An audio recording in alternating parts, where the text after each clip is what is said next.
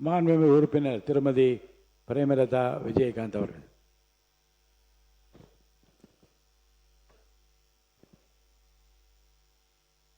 மாண்புமிகு பேரவைத் தலைவர் அவர்களே, முதல்வரும் எதிர்கட்சி தலைவரும் இல்லாத நேரத்திலும் அவர்களை நினைவு கூறுவது மரபு. எனவே அவர்களுக்கும் அமைச்சர் பெருமக்களுக்கும் சட்டமன்ற உறுப்பினர்களுக்கும் அவை காவலர்களுக்கும் பணியாளர்களுக்கும் நமது கேமரா பணி செய்யும் கேமராமேன்களுக்கும் எங்கள் கட்சியின் நிறுவன தலைவர் எதிர்கட்சி தலைவராக இந்த அவையிலே வீற்றிருந்த கேப்டன் அவர்களை வணங்கி, தேசிய முற்போக்கு திராவிட கழகத்தின் நிர்வாகிகள், தொண்டர்கள், மாவட்ட கழக செயலாளர்கள் அனைவருக்கும், அதே நேரத்தில் நான் வெற்றி பெற்ற விருதாச்சலம் தொகுதியினுடைய மக்களுக்கும் என்னுடைய வணக்கங்களையும் நன்றிகளையும் தெரிவித்துக் கொண்டு இன்று என்னுடைய உரையை தொடங்குகிறேன். இன்றைக்கு இளைஞர் மற்றும் விளையாட்டுத்துறை சம்பந்தமாக மற்றும் நெடுஞ்சாலைத்துறை மற்றும் மனிதவள பொதுப்பணித்துறையும் இருக்கு இன்னைக்கு. அதோடு கூட சேர்ந்து மனிதவள மேம்பாட்டுத்துறை. ஸோ இந்த அத்தனைக்கும் சேர்த்து நம்ம பேச வேண்டியிருக்கு. அதில் முதலில் இளைஞர் மற்றும் விளையாட்டுத்துறையை சார்ந்ததை நான் பேச விரும்புகிறேன். ஏன்னா நான் ஒரு ஸ்டூடெண்டா இருந்த காலத்திலிருந்து என்னுடைய கல்லூரியை முடிக்கும் வரை நான் ஒரு நேஷனல் அத்லட் அப்படிங்கிறத இந்த நேரத்தில் பெருமையோட பதிய வைக்க கடமைப்படுகிறேன். அதனால ஒரு விளையாட்டு என்பது எந்த அளவு ஒரு முக்கியமானது என்பதை ஒரு ஸ்டூடெண்டா, ஒரு விளையாட்டு வீராங்கனையாக அதை 100% நான் உணர்ந்திருக்கிறேன். எனவே அதை பற்றி நான் கொஞ்சம் துறை சார்ந்த அமைச்சரிடம் பேசணும். புரியல, உட்கார்ந்துட்டு சரி, நீங்க பேசுங்க. விளையாட்டுத்துறை இன்றைக்கு மிக முக்கியம். ஏன்னா ஒரு ஸ்டூடெண்ட் அப்படின்றவங்க வெறும் கல்வி மட்டும் கிடையாது, அதோட சேர்ந்து எக்ஸ்ட்ரா கரிக்குலர் ஆக்டிவிட்டீஸ்லயும் தங்களை அவங்க வளர்த்துக்கிட்டாதான் வருங்காலத்தில் அவங்களுடைய எதிர்காலம் மிக சிறப்பாக இருக்கும் என்பதில் யாருக்குமே எந்த மாற்று கருத்தும் கிடையாது. அதுல நான் ரொம்ப உறுதியா இருப்பேன். எங்கு நான் சென்றாலும் அதை வலியுறுத்துவேன். இன்றைக்கு படித்து முடிச்சு காலேஜ் முடிச்சு இன்னைக்கு ஒரு சட்டமன்ற உறுப்பினரா இங்க என்னுடைய உரையை, என்னுடைய கருத்துக்களை நான் தைரியமாக பதிய வைக்கிறேன்னா அதுக்கு காரணம் என்னை வளர்த்த என்னுடைய தாய் தந்தை, என்னுடைய கணவர், இந்த எதிர்கட்சி தலைவர் கேப்டன் அவர்கள் கிட்ட இருந்து வந்த தைரியம் தான். அந்த வகையில் விளையாட்டுத்துறை என்பது ஒரு மாணவருக்கும் மிக மிக முக்கியமானது. அது நம்மளுடைய சட்டமன்ற உறுப்பினரும் அமைச்சருக்கும் அது தெரியும். இந்த வகையிலே இன்றைக்கு இளைஞர்களின் எதிர்காலம் தான் இனி வருங்காலம் என்பதில் யாருக்கும் மாற்று கருத்து இல்லை. ஏன்னா விவேகானந்தர் அவர்கள் சொன்னார், ஒரு ஊருக்கு 100 இளைஞர்கள் இருந்தால் போதும் இந்த நாட்டை திருத்தலாம் என்று சொன்னார். அதை தான் கேப்டன் அவர்களும் தன் வாழ்நாளிலே கடைபிடித்தார். அந்த வகையில் இன்றைக்கு இளைஞர் நலன் சார்ந்த அமைச்சர் அவர்கள் ஒட்டுமொத்த இளைஞர்களையும் கஞ்சா போதை அந்த கலாச்சாரத்திலிருந்து மீட்டெடுத்து அவர்களை இந்த நாட்டுக்கு உரிய ஒரு குட் சிட்டிசனா உருவாக்க வேண்டிய மிகப்பெரிய கடமை இன்றைக்கு இருக்கு. அதற்கு விளையாட்டு மிக முக்கியமான ஒரு விஷயம். இன்னைக்கு யாரெல்லாம் விளையாட்டு துறையில சிறந்தபடியா இருக்காங்களோ அவங்க நிச்சயமா டிசிப்ளின்டா அவங்க வீட்டுக்கும் நாட்டுக்கும் ஒரு சிறந்த உதாரணங்களாக இருப்பார்கள் என்பதுல மாற்று கருத்து கிடையாது. ஏன்னா அந்த டிசிப்ளின் அந்த பிளே கிரவுண்ட்ல இருந்து ஆரம்பிச்சிடும். அதனால விளையாட்டுத்துறை என்பது ஒரு மாணவருக்கும் மிக மிக முக்கியமான ஒரு விஷயம். அதே போல விவேகானந்தர் அவர்களையும் நம்மளுடைய ஐயா ஏபிஜே அப்துல் கலாம் அவர்களுமே இளைஞர்களை பற்றி தான் சொன்னார். கனவு காணுங்கள், அந்த கனவு ஒரு நாள் மெய்ப்படும் அப்படிங்கிறத தெளிவாக அவர் இளைஞர்களுக்காக அவர் சொன்னதையும் இந்த நேரத்தில் நான் நினைவு கூற விரும்புகிறேன். இப்போ இந்த தொகுதியை பற்றி நான் சொல்லணும்னா, என்னுடைய கொளஞ்சியப்பர் அரசு கல்லூரி விளையாட்டு மைதானத்தை நவீனப்படுத்த வேண்டும். அது மட்டும் இல்லை, மங்களம்பேட்டை, விருதாச்சலம் கிராமப்புறங்களில் இருக்கின்ற அனைத்து விளையாட்டு மைதானங்களையும் மிக சிறப்பாக நீங்க அதை டெவலப் பண்ணி கொடுக்கிறப்போ ஸ்கூல் படிக்கிற பிள்ளைகளோட அந்த விளையாட்டும் அவர்களுக்கு மேம்படும். அதன் மூலம் அவர்களுடைய எதிர்காலம் சிறந்த முறையில் இருக்கும். அடுத்தது நெடுஞ்சாலைத்துறை. விருதாச்சலம் தொகுதியில தொட்டிக்குப்பம், சின்னப்பொரூர் இணைப்பு சாலைகள், தார் சாலை மற்றும் ஓடையில் சிறுபாலம் அமைத்து அரசு கட்டித்தர முன்வர வேண்டும். அதே போல கருவேப்பிலங்குறிச்சி தார் சாலை மற்றும் விருதாச்சலம் பகுதியில் இருக்கின்ற உளுந்தூர்பேட்டை சாலை, விருதாச்சலம் டு கடலூர் சாலை என்ற அனைத்தும் இருவழி சாலைகளாக மாற்றும் போது அனைவருக்கும் பயனளிக்கும். விருதாச்சலம் தொகுதி ஆலங்குடி மற்றும் பாலக்கொல்லை தார் சாலை முழுமையாக நீங்கள் சீர்படுத்தி தர வேண்டும் என்பதையும் இந்த நேரத்தில் சொல்றேன். அது மட்டும் இல்லாம விருதாச்சலத்துல வயலூர் மேம்பாலத்துல விபத்துகள் அடிக்கடி ஏற்படுவதால் அந்த இடத்துல நீங்க ஒரு சிறந்த சாலை அமைப்பை உருவாக்கணும். பாலங்கரை மெயின் ரோட்ல புக்குரைப்பேட்டை மின் விளக்குகள் அங்க சுத்தமா கிடையாது, இருட்டா இருக்கும். அந்த பகுதியில் மின் விளக்குகளை அமைத்து கொடுத்து மக்களுக்கும் அங்க ஆக்சிடென்ட்ஸ் ஆகாம இருக்க தடுக்கிறதுக்கு நீங்க வழிவகை செய்யணும். அதே போல விருதாச்சலம் கடலூர் மெயின் ரோட்ல பொன்னால் அகரம் டோல்கேட் கட்டண உயர்வு அறிவிப்பை மாநில அரசு கொண்டு வரணும். 15 ஆண்டுகளாக உபயோகத்தில் இருக்கின்ற வாகனங்களை மாற்றி புதிய வாகனங்களாக அரசு வழங்கும் போது அது எல்லா வகையிலும் அனைவருக்கும் பயனுள்ளதாக இருக்கும். விருதாச்சலம் தொகுதியில வேப்பலங்குறிச்சி ஆலைத்துறைப்பட்டு தீவளூர் சாத்துக்குடல் சாலையை சீரமைத்து தர வேண்டும் என்பதையும் என்னுடைய கோரிக்கையாக வைக்கிறேன். விருதாச்சலத்துல இன்னைக்கு மங்களம்பேட்டை வழியாக பரூர் தார் சாலை முழுவதும் இருவழி தார் சாலையாக அமைத்து தரணும் சொல்லி நான் கேட்டுக்கிறேன். அதே மாதிரி புதுக்கூரைப்பேட்டை மேம்பாலத்துல மின் விளக்குகள் இதுவரைக்கும் அமைக்கப்படவில்லை. மேம்பாலம் அமைச்சிட்டாங்க எவ்வளோ ரூபாய் செலவு பண்ணி, ஆனா ஒரு லைட் கூட அங்க கிடையாது. எனவே நான் அரசின் கவனத்திற்கு அதை கொண்டு வந்து மின் விளக்குகளை உடனடியாக அமைத்து தரணும் என்று என்னுடைய கோரிக்கையை வைக்கிறேன். அதே மாதிரி இன்னைக்கு நெடுஞ்சாலையில துறையில நம்ம பார்த்தோம்னா எல்லா பிரிட்ஜஸும் கட்டி இருக்கான் எவ்வளோ செலவு பண்ணி, ஆனா எந்த மெயின்டெனன்ஸும் இல்லாம அங்க வேர் விட்டு செடிகள் முளைக்க ஆரம்பிச்சிருக்கிறது என்பதை எல்லாருமே பார்த்திருப்பீங்க. ஒவ்வொரு வாட்டியும் நம்ம நெடுஞ்சாலையில நம்ம டிராவல் பண்ணும்போது அந்த பிரிட்ஜஸை நீங்க பாருங்க, பல கோடி செலவு செய்து அந்த பிரிட்ஜஸ், ஆனா இன்னைக்கு மெயின்டெனன்ஸ் இல்லாம அதுல வேர் விட்டு இன்னைக்கு ஒரு மரம் மாதிரி வளர்ந்து கொண்டிருக்கு. அது பாலத்துக்கே ஒரு ஆபத்தாக முடியும். எனவே அதை கவர்மெண்ட் ஒரு கருத்தில் கொண்டு அதை மெயின்டைன் பண்ணணும்னு சொல்லி நான் கேட்டுக்கிறேன். அதே போல அங்க பயணம் செய்யும் அனைத்து பயனாளிகளுக்குமே அந்த ரோடு ரொம்ப மோசமாக இருக்கிறது. நெடுஞ்சாலையில எல்லா இடத்திலும் குண்டும் குழியுமான சாலைகள், நெடுஞ்சாலைத்துறை, நகர சாலைகள், பேரூராட்சி சாலைகள், ஊராட்சி சாலைகள் என்று அனைத்து சாலைகளையுமே இந்த அரசு உடனடியாக மேம்படுத்த வேண்டும் என்பதையும் என்னுடைய கோரிக்கையாக இந்த நேரத்திலே நான் வைக்கிறேன். அதே மாதிரி இன்னைக்கு கட்டிடங்கள் அப்படின்னு சொன்னா நாம் இங்க பேசிக்கிட்டு இருக்கிற இந்த கட்டிடமே ஆங்கிலேயர் காலத்துல கட்டின கட்டிடம். இட்ஸ் ஹெரிட்டேஜ் பில்டிங் அப்படின்றத நாம பெருமையோட பதிய வைக்கணும். அது போல தமிழ்நாடு முழுக்க இன்னைக்கு எத்தனையோ ஹெரிட்டேஜ் பில்டிங்ஸ் இருக்கு. அது அத்தனையுமே நீங்க சிறந்த முறையில மெயின்டைன் செய்து வெளிநாட்டுகளுக்கு இணையாக இந்த கட்டடங்களை நாம ஹெரிட்டேஜ் பில்டிங்ஸா காலத்துக்கும் இந்த பில்டிங்ஸ் பேர் சொல்ற அளவு நீங்க எல்லாமே அதை சரி செய்யணும்னு சொல்லி நான் கேட்டுக்கிறேன். ஏன்னா இன்னைக்கு நம்ம தமிழ்நாடு முழுக்க போறோம், ஒரு கவர்மெண்ட் கட்டடத்தை பார்க்கிறோம், அதே ஒரு தனியார் கட்டடத்தை பார்க்கிறோம். ஆனா கவர்மெண்ட் கட்டடம் எந்த மெயின்டெனன்ஸும் இல்லாம பார்க்கும்போது இது கவர்மெண்ட் கட்டடம் அப்படின்னு சொல்ற அளவுல தான் இருக்கு. இதான் உண்மை. ஆனா இதே ஒரு தனியார் கட்டடம்னா எல்லா ஃபெசிலிட்டியோட சிறப்பா இருக்கு. என்னுடைய தாழ்மையான வேண்டுகோள், அனைத்து அரசு கட்டிடங்களும் தனியார் கட்டிடங்களை போல மிக சிறந்த முறையில மெயின்டைன் செய்து மக்கள் பயன்பாட்டிற்கு கொண்டு வரும் பொழுது புதுசா நம்ம கட்டடத்தை கட்டி அதுல செலவு செய்ய வேண்டிய அவசியம் இருக்காது. இது ஒரு சிறு கிராமத்திலிருந்தே, நம்மளுடைய சிறு கிராமத்திலிருந்து தொடங்கி நகரம் வரைக்கும் அது வரணும். அந்த கட்டிட பணியை நமது அமைச்சர் அவர்களும் நம்மளுடைய முதல்வர்களும் இதை கவனத்துல கொள்ள வேண்டும் என்பதை நான் கேட்டுக்கிறேன். ஏன்னா நம்ம எல்லா இடத்துக்கும் நம்ம போறோம், கவர்மெண்ட் ஆபீஸ் ரொம்ப மோசமான ஒரு ஸ்டேஜ்ல தான் இருக்கு. அது மாதிரி இன்னைக்கு விருதாச்சலத்துல மிக முக்கியமான ஒரு கட்டடம், அதை பத்தி நான் பேசணும். அது அரசு அச்சகம்.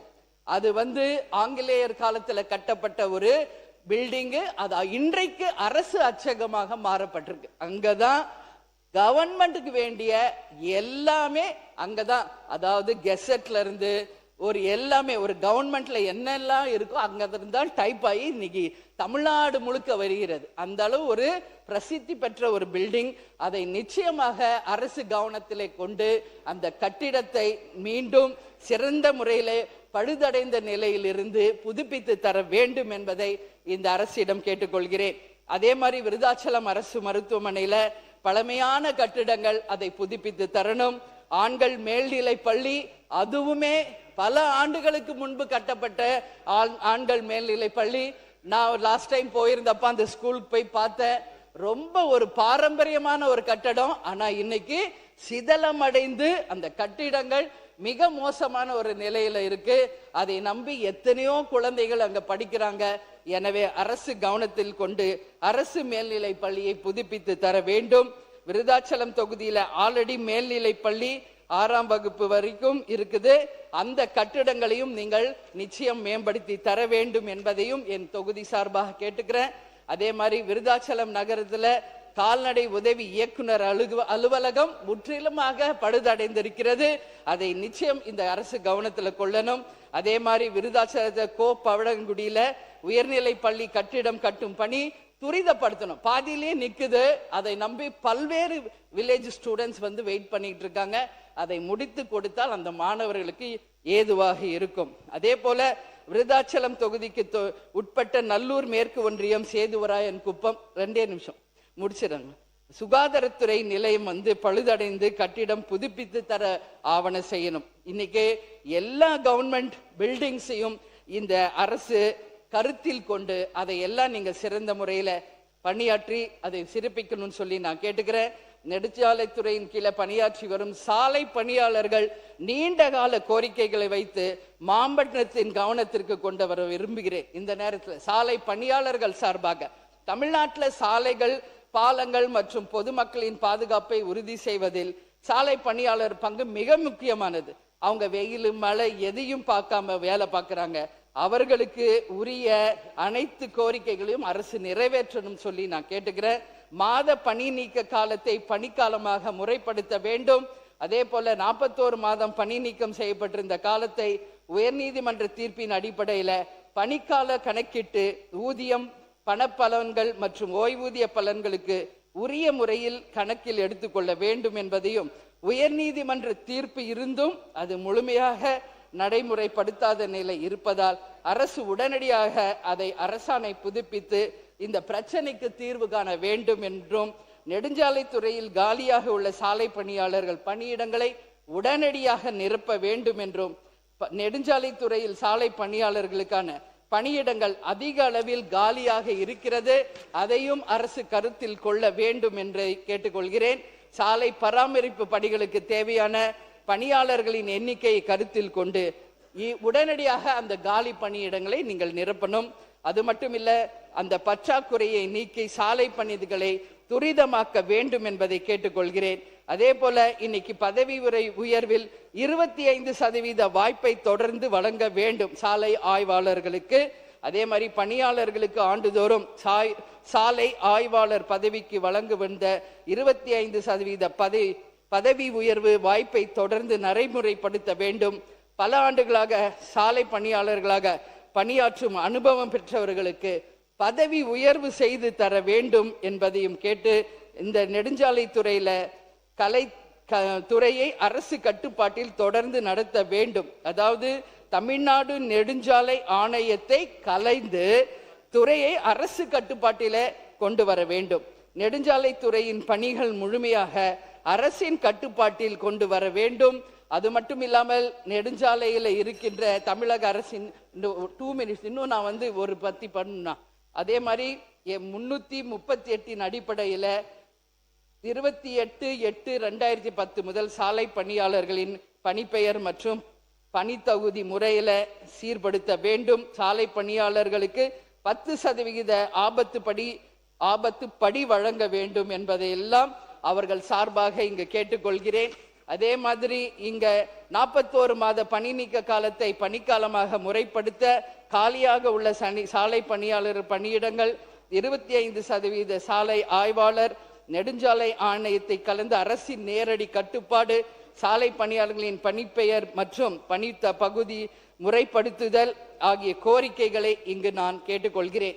மனித வளத்துறையின் சார்பாக இங்க நான் கேட்டுக்கொள்வது என்னன்னா, இங்க மனித வளத்தை மேம்படுத்த அரசு எடுக்கும் நடவடிக்கை எங்கள் தொகுதி மக்களுக்கு கிடைத்திட வழிவகை செய்ய வேண்டும். மாணவர்களுக்கு காலை உணவு திட்டம், மதிய உணவு திட்டம் மற்றும் மனித வளத்தை மேம்படுத்த உதவுவதால் விருதாச்சலம் தொகுதியில் உள்ள பள்ளிகளுக்கு நீங்கள் எல்லா வகையிலும் முன்னுரிமை தர வேண்டும் என்று கேட்டுக்கொள்கிறேன். மனிதவள மேம்பாட்டு மாணவர்களுக்கு விடுதியில் வழங்கும் உணவு முறையில் அரசு மிக மிக கவனம் செலுத்த வேண்டும் என்பதை கேட்டுக்கிறேன். மனிதவள மேம்பாட்டு உதவியாக அம்மா உணவகம் தொடர்ந்து செயல்பட வேண்டும். அது மக்கள் விரும்பும் ஒரு திட்டம். எனவே அதையும் அரசு கருத்தில் கொள்ள வேண்டும். புதிய மற்றும் பணிபுரியும் அரசு ஊழியர்கள் தங்கள் திறனை வளர்த்து கொள்ள நிர்வாக பயிற்சி வழங்க வேண்டும் என்பதையும் கேட்டுக்கிறேன். அதே மாதிரி முதலமைச்சர் கூட ஒரு கவர்மெண்ட் ஹாஸ்டலை போய் ஆய்வு செய்தார். இன்னைக்கு தமிழ்நாடு முழுக்க இருக்கின்ற எல்லா boys and girls government hostels மிக மிக ஒரு எந்த விதமான சுத்தம் சுகாதாரம் இல்லாத பில்டிங்ல இருக்கு. உடனடியாக அது அரசு கவனத்தில் கொண்டு எல்லா கவர்மெண்ட் ஸ்கூல்ஸ், அதே போல காலேஜஸ், அதே போல பாய்ஸ் அண்ட் கேர்ள்ஸ் ஹாஸ்டல்ஸ் எல்லாமே நன்றி சொல்றேன். அரசு ஊழியர்களுக்கு திறனை மேம்படுத்த ஆன்லைன் மூலம் பயிற்சி தரணும். ஊழியர்களுக்கு உழைப்புக்கேற்ற ஊதியம் தரணும். வெளிப்படைத்தன்மை, விரைவான சேவை, தனிநபர் வருமானம் மற்றும் வறுமை ஒழிப்பு ஆகியவற்றை நீங்கள் கொண்டு வர வேண்டும் என்பதை கேட்டுக்கிறேன். அதே மனித வளத்தின் மூலம் ஒரு 4 பாயிண்ட் நான் சொல்லணும். இங்க எல்லா இடத்துலையுமே நான் அன்னைக்கு 3 நாளா எனக்கு வாய்ப்பு கிடைக்கல. 2 பாயிண்ட் மனித வளத்தின் மேல நான் சொல்லணும். கர்நாடகாவில் 3 பேர் கொலை செய்யப்பட்டது தமிழ் மக்களுக்கு மிகப்பெரிய இது வேதனைக்குரிய விஷயம். அந்த மக்களை நிச்சயம் காப்பாற்றணும். ஏன்னா செம்மரக்கட்டை வெட்டினாலும் ஆந்திரால தமிழ் மக்களை வெட்டுறாங்க, கர்நாடகாவிலையும் வெட்டுறாங்க. அதே மாதிரி அதாவது இலங்கைக்கு மீன் பிடிக்க போனாலும் தமிழக மக்களுக்கு சுட்டு கொள்றாங்க. இது ஒட்டுமொத்த தமிழ்நாட்டுக்கு ஒரு மிகப்பெரிய தலைகுனிவு. நிச்சயம் தமிழர்கள் எல்லா மாநிலத்திலும் பாதுகாக்கப்பட வேண்டும் என்பதை ஒரு மனித நேயத்தின்படி இந்த அவையில் நான் குறிப்பிடுகிறேன். அதே போல அமுதன் மற்றும் தனுஷ் கொலை நிச்சயம் ஏற்றுக்கொள்ளப்பட முடியாது. அதனால் இளைஞர்கள் தான் எதிர்காலம். போதை கலாச்சாரத்திலிருந்து மீட்டெடுக்க விளையாட்டுத்துறை அவர்களுக்கு மிகப்பெரிய சப்போர்ட் பண்ணும். அவர்கள் இது மாதிரி டைவர்ட் பண்ணி வேலை வாய்ப்பை உருவாக்கி அந்த மாணவர்களையும் இளைஞர்களையும் காப்பாற்ற வேண்டியது இந்த அரசின் கடமை. அதே போல தொடர்ந்து பாலியல் வன்கொடுமை நடக்குது. ஒரு பெண்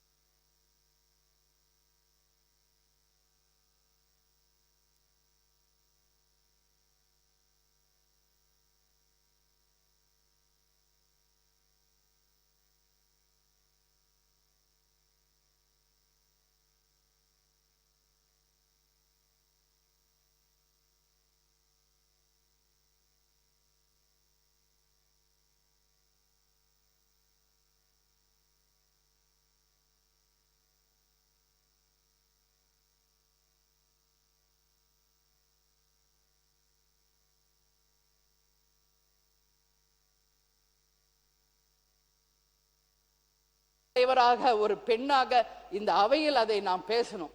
இந்த கடந்த 4-5 நாட்களாக திண்டுக்கல், கிருஷ்ணகிரி, மதுரை போல ஒரு 10 இடங்களிலே பாலியல் வன்கொடுமை நடந்திருக்கு. எல்லாரும் பார்த்தா 4 வயசு, 5 வயசு, 6 வயசு பெண் குழந்தைகள். இது எந்த அளவு இது ஒரு கலாச்சார சீர்கழிவு என்பதை மனவேதனையோடு நான் பதிய வைக்கிறேன். இதுக்கு எல்லாமே மாணவர்கள் கொலை, பாலியல் வன்கொடுமை, அத்தனைக்கும் மிக மிக முக்கியமான ரூட் காஸ் என்னன்னா போதை, கஞ்சா போதை, டாஸ்மாக் தான். இது தவிர வேற ஒண்ணு இல்ல. யார் ஒருவர் போதைக்கு அடிமையாகிறாங்களோ மனிதனிலிருந்து மிருகமா மாறிடுறாங்க. அந்த மிருகத்துக்கு எதுவுமே தெரியாது. தாய்க்கும் தாரத்துக்கும் எவன் ஒருவருக்கு வித்தியாசம் தெரியலையோ அவங்க தான் இன்னைக்கு 4 வயசு, 2 வயசு, 9 வயசு குழந்தைகளை பாலியல் வன்கொடுமை செய்யறவங்களுக்கு ஏற்கனவே நான் ஒரு பொதுக்கூட்டத்தில் பேசியிருக்கேன். அதை இங்க சொல்லணும்னு நினைக்கல. ஏன்னா என்கவுண்டர் தான் அதுக்கு தீர்வு என்பதை பல இடங்களில் நான் பதிய வச்சிருக்கிறேன். அதனால அது ஒண்ணுதான் தீர்வு. பெண்களாக அத்தனை பேர் இன்னைக்கு கொதிச்சு போயிருக்காங்க. அதுல ஒரே ஒரு உதாரணம் இன்னைக்கு நான் சுட்டி காட்டணும். திண்டுக்கல்ல தன் பேத்தியை தொடர்ந்து பாலியல் வன்கொடுமை செய்த ஒருவரை பல்வேறு வாட்டி அந்த அம்மா எச்சரிச்சும் அந்த ஆள் திருந்தல. அந்த அம்மா இங்க வச்சிருந்த ஒரு அரிவாள் எடுத்துட்டு போய் வெட்டினாங்க. அந்த அம்மா தான் வீர நாச்சியார், வேலு நாச்சியாராக நான் பாக்குறேன். அது போல ஒரு பெண்ணும் துணிந்து யார் ஒருவர் தன் பிள்ளைகளுக்கோ பேத்திகளுக்கோ இப்படி செஞ்சா தைரியமாக சொன்னாங்க, நீங்க உங்களை பாதுகாத்து கொள்ள கத்திய வச்சுக்கங்கன்னு சொன்னாங்க. அது போல இனி நம் பெண் குழந்தைகளை காப்பாற்றணும்னா எல்லா தாய்மார்களும் எப்படி புலியவே முரத்தால் அடிச்சு விரட்டின வீர பரம்பரை நம் தமிழ் பெண்கள். அதனால பெண்களுக்கு உறுப்பினர்கள் இந்த பிரச்சனை ரொம்ப சட்டப்பூர்வமாக மிக திறமையான முறையில் மாண்பு முதலமைச்சர்கள் கையாண்டு கொண்டிருக்கிறார்கள். நீங்க கத்தியை எடுங்க, அறுவாள் எடுங்க என்று அந்த பிரச்சாரத்தை செய்ய ஆரம்பிக்கலானால் அது சட்டத்திற்கு புறம்பாகிவிடும். அந்த வரிகளை மட்டும் நான் அவைக்குழு நீக்கி விடுகிறேன். நீங்க முடிச்சிருங்க. இல்ல சரி, அந்த வேதனை எனக்கு அந்த வேதனையும் நாம் எடுக்க வேண்டிய நடவடிக்கை துரிதப்படுத்தி தீவிரமாக எடுக்க வேண்டும் என்பதை மட்டும் எடுத்துக்கொள்ளலாம். மற்றபடி வன்முறை தூண்டும் விதத்தில் இருக்கின்ற வார்த்தை நான் நீக்கி விடுகின்றேன். மாண்புமிகு உறுப்பினர் சீக்கிரமா முடிங்க. பேரவை தலைவர் கிட்ட நான் கேட்டுக்கிறது ஒண்ணுதான், இதுக்கு என்ன நிரந்தர தீர்வு? அது மட்டும்தான் இங்க எல்லாரும் அது கண்டிப்பா யோசிக்கிறோம். சோ வேற அதுதான் அதுக்கு தீர்வா அப்படின்றத யோசிக்க வேண்டிய ஒரு நிலையில நாம இருக்கிறோம். அதே போல இன்றைக்கு விளையாட்டு துறையில வெற்றி பெற்றவர்களுக்கு கவர்மெண்ட் ஃபண்ட்ஸ் கொடுக்கிறோம், காவல்துறை இறந்து போனா தரோம், பல்வேறு வகையில கவர்மெண்ட் சப்போர்ட் பண்றோம். அந்த வகையில் லாக் அப் டெத் ஆன சபரிவர்மன் மற்றும் அருணாச்சலத்தையும் இந்த அரசு கவனத்தில் கொள்ள வேண்டும். லாக்அப்க்கு கொண்டு போய் அவங்கள அடிச்சு கொலை செய்யப்பட்டிருக்காங்க. இன்னைக்கு வரைக்கும் அந்த குடும்பத்திற்கு எந்த நீதியும் கிடைக்கல, நியாயமும் கிடைக்கல. அதனால அந்த 2 குடும்பங்களுக்கு மட்டும் இல்லை, லாக்அப் டெத்ல யாரெல்லாம் இறந்தாங்களோ அவங்களுக்கும் நிதி இந்த அரசு வழங்கணும். அவங்க குடும்பத்தில் ஒருவருக்கு வேலை வாய்ப்பை தர வேண்டும் என்பதையும் கேட்டுக்கொண்டு, இன்சூரன்ஸ்ல 2700 கோடி ரூபாய் இதுக்கு வருது. 100 கோடி ரூபாய் ஒதுக்குனா ஒவ்வொரு இண்டிவிஜுவலுக்கும் அதனால ஃப்ரீ ட்ரீட்மெண்ட் கிடைக்கும் என்பதையும் கூறி எனக்கு வாய்ப்பு கொடுத்த அவை தலைவருக்கு என் நன்றிகளை சொல்லி விடைபெறுகிறேன். நன்றி, வணக்கம். முன்னவர் மாண்பு பேரவைத் தலைவர் அவர்களே, மாண்பு உறுப்பினர்கள் இங்கே கருத்துக்கள் சொல்லுகிற போது, பாலியல் குற்றங்கள் நடைபெறுகிற போது எப்படி தன்னுடைய உணர்வுகளை வெளிப்படுத்தினால் அந்த உணர்வுகள் உண்மை தான் இருந்தாலும் கூட சட்டத்தின் அடிப்படையில் நம்முடைய தமிழக வெற்றி கழகத்துடைய தலைவர் தளபதி அவர்கள் இதற்கான கடுமையான நடவடிக்கையை மேற்கொண்டு வருகிறார் என்பதை நான் இந்த நேரத்தில் தெரிவித்துக் கொள்கிறேன்.